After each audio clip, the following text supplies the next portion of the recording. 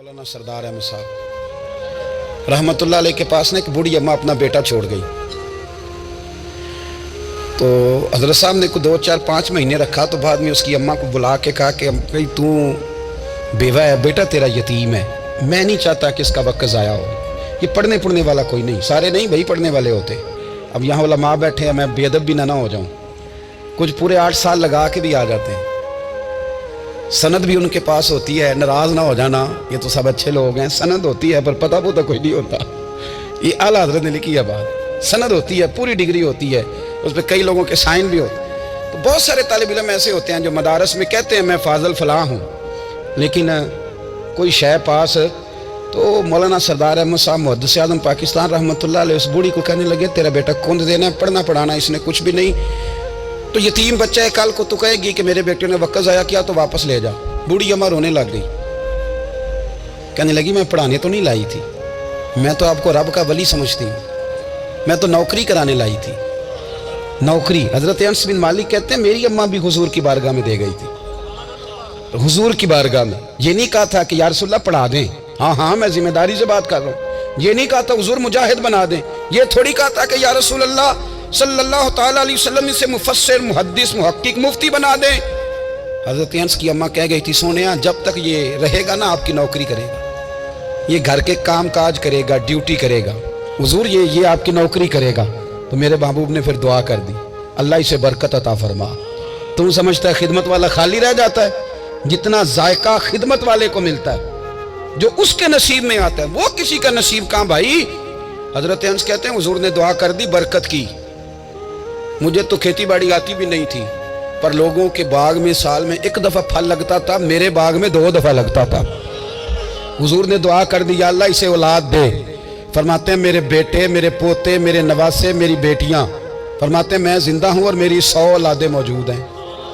परेशान हो गया 100 सुन के बच्चे 2 ही अच्छे, 100 औलादे मेरी मौजूद हैं। हज़रत अनस बिन मौलाना सरदार अहमद साहब के पास ना छोड़ गई बच्चा, कहने लगी हजरत जी मैं को पढ़ाने के लिए थोड़ा छोड़ गई हूँ, मैं तो इसलिए छोड़ के गई हूँ कि आप मेहरबानी करें खिदमत कराएं। तो हजरत जी कहने लगे कोई ऐसा काम ही नहीं, खिदमत वाला क्या कराऊं। कहने लगी पट्ठे पवा लिया करो जी। हम लड़ पेंदे ने, कहने ने बच्चे काम कर देने मदरसे का। हालांकि अब कहाँ बच्चे काम करते हैं, अब तो गुजर गया दौर, अब तो बच्चे काम कराते हैं। अब बच्चे भी नाराज हो रहे हैं, घूर घूर के देख रहे हैं। सही पहना हूँ आपको, बच्चे काम कराते हैं, बच्चे कहाँ काम करते। कहने लगी ये चारा डाले करेगा आपकी भैंसों को। तो हजरत ने उसको कहा कि बीबी चारा मेरी भैंसों को डालने के लिए मैंने बंदा रखा हुआ है, तो तू जा ले जा। कहने लगी हाथ बांध के हुजूर मेहरबानी करें रख ले, चारा डालेगा। और पुत्र तवज्जो से चारा डालना हजरत की भैंसों को। रोने लगी, हजरत ने रख लिया, महीने का खर्चा भी देते। शाम को ना वो सारा दिन काम करता, शाम को आके पैरों में भी बैठ जाता। हजरत जी लाएं तेल थोड़ा सा, पैर ना दबा दूं। 8 साल साथ वाले पढ़ते रहे, ये बेचारा नौकरी करता रहा। मेरा रूप भी नहीं तो मेरा रंग भी नहीं, और मैनू यार मनान दा टंग भी नहीं। कभी कभी ना हज़रत बिलाल हबशी फारग होते ना, तो नबी पाक की बारगाह में अर्ज़ करते हुजूर कोई काम तो नहीं, सारे हो गए, हुजूर जाऊँ ज़रा, चले जाते। एक दिन सलमान फ़ारसी कहने लगे या रसूलल्लाह ये बिलाल कहाँ जाता है। फरमाया जा देख के तो आ। हज़रत सलमान वापस आए तो आके रोने लगे, कहने लगे सोनिया जब यहाँ से जाता है ना तो जाके सैयदा फ़ातिमा की चक्की पीसनी शुरू कर देता, बीबी साहबा के काम करने लगता है, घर में जाके असनैन की ड्यूटी करता है, वहाँ भी काम यहाँ भी काम। वो चारा डालता रहा, उसने चारा डाला।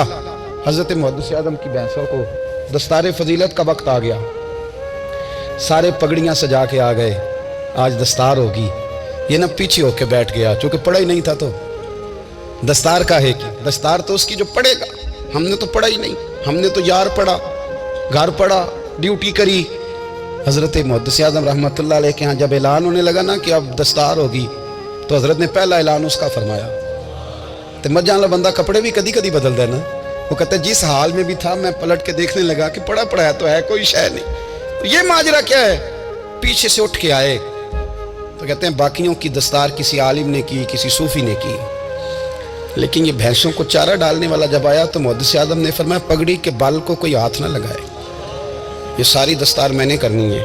और फरमाते हैं हजरत बाल भी देते जाते थे और आंसू भी बहाते जाते थे, माथा भी चूमते थे, और फरमाते थे दस्तार के बाद चला तो नहीं जाएगा यार, मुझे तो इबादत भी नहीं रह गई, मुझे तो चाबियों को भी नहीं पता कौन सी कहाँ रहती है, جائے گا تو نہیں تو رو پڑا, کہنے لگا سونے جائے تو وہ جس کے پلے کچھ ہے ہو, آتا جاتا تو ہے کچھ نہیں, مجھے کس نے رکھنا ہے, میں نے کہاں جانا ہے, ادھر کہاں تو ادھر ہی رہوں گا.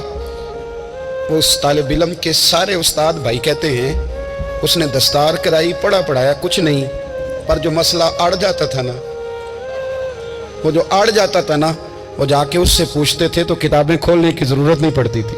حضرت بلال حبشی کبھی سپاہ سالار بنے تھے کسی جنگ میں, کسی صوبے کے گورنر بنے ہوں؟ بولو تو صحیح ہے. ان کا تعارف کیا تھا؟ نبی کریم کے غلام. حضور کے نا جو ذاتی معاملات تھے نا, 20 انصاری نوجوان تھے جو ہر وقت نبی پاک کے پاس کھڑے رہتے تھے کہ حضور کو حکم کریں. 20 اور 34 سے لے کر 40 تک غلام ہر وقت حضور کی بارگاہ میں رہتے. حضرت بلال حضور کے ذاتی معاملات کی خدمت کرتے تھے. کوئی ایسی وہ جو تبلیغ کی یا دعوت کی یا جنگ کی یا جہاد کی کوئی ڈیوٹی نہیں وہ کرتے تھے, ذاتی خدمت سرکار کی.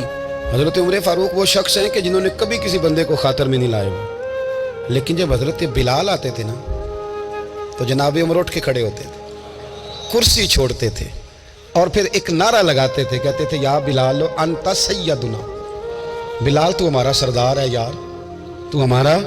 یعنی عشق کا ذوق پورا کرنا انہیں بھی آتا تھا. اس لیے میرا مشورہ ہے, میری رائے ہے, اور جو میرا حکم ماننے والے ہیں ان کے لیے میرا حکم ہے کہ ذوق نہ کبھی بھی خراب کرنا, کبھی بھی نہ ذوق نہ خراب کرنا, اپنا لطف. میں نے کئی دفعہ, میں پہلی دفعہ مدینہ شریف حاضر ہوا تو ایک بابا جی میرے آگے آگے تھے, تو ان کو نا دھکے مار رہا تھا. وہ سامنے کھڑے ہوتے ہیں نا, اللہ خیر فرمائے, اپنی اپنی ڈیوٹی ہے نا, ان کی بھی ایک ڈیوٹی ہے نا جی. تو وہ دھکے مار رہا تھا تو بابا اسے کہہ رہا تھا تیری خیر ہوئے پہرے دارا روزے دی جالی چوم لین دے. انہیں پھر دھکا ماریا تو پھر ان کا انداز تیری خیر ہوئے پہرے دارا. میں نے, وہ بالکل ان پڑھ بابا جی تھے, پر مجھے انہوں نے بہت بڑی بات سمجھا دی, میں نے ان سے بڑا سیکھا. منبر پہ ذکر کر رہا ہوں. وہ تیسری دفعہ پھر دھکا مارا, تیری خیر ہوئے پہرے دارا روزے دی جالی. تو بابا جی باہر نکل آئے تو میں بھی پیچھے نکل آیا. تو میں نے کہا بابا جی یہاں کچھ انہوں نے بنگلہ دیشی اور ہندوستانی بھی رکھے ہوئے ہیں, پر یہ تو عربی تھا خالص. انہوں کدوں تہاڈی بھی سمجھ آؤندی سی, تسی پنجابی دا شعر سنائی جا رہے ہو. کہندے پتر مینوں بھی پتہ ہے انہوں نہیں سمجھ آ رہی, پر میں تے اپنا رانجھا پہ راضی کردا سا. مینوں پتہ ہے انہوں کا او یار اسی رانجھا بھی تے راضی کرنا ہے کہ نہیں, کہ ساری زندگی کیلو کال کے جھگڑے میں پڑے رہنا. اے عشق تیرے صدقے جلنے سے چھٹے سستے, جو آگ بجھا دے گی وہ. اور ایک جگہ پہ اعلیٰ حضرت کہتے ہیں جان دے دی وعدہ دیدار پر, ہم نے جان دے دی. خالی اس نے وعدہ کیا تھا کہ آؤں گا, آیا نہیں تھا, پر جان ہم نے پہلے دے دی. تو اس لیے نا ذوق, شوق, پیار, وارفتگی, محبت اساتذہ کے لیے, بزرگوں کے لیے, علماء کے لیے, مشائخ کے لیے, بڑوں کے لیے نہ ذوق نہ کبھی خراب ہونے پائے. اللہ آپ کو سلامت رکھے. اور کچھ دعائیں میں نے دے دی ہیں, کچھ اللہ جانتا ہے میرے دل میں ہیں, وہ میں دیتا رہتا ہوں. اللہ آپ کو ہمیشہ شاد و آباد فرمائے. میرے آقا میرے لجپال مدینے والے, اپنی آنکھوں سے لگا مسمری جاری, اپنی آنکھوں سے لگا مسمری جاری, مجھ کو بلوائیے ہر سال مدینے والے, مجھ کو بلوائیے ہر سال مدینے والے. میرے آقا میرے لجپال مدینے والے,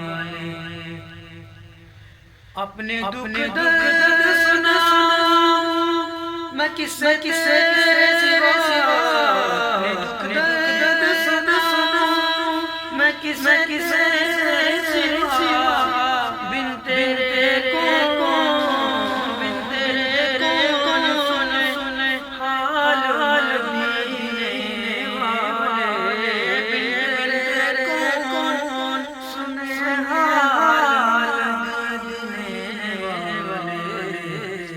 میرے آقا میرے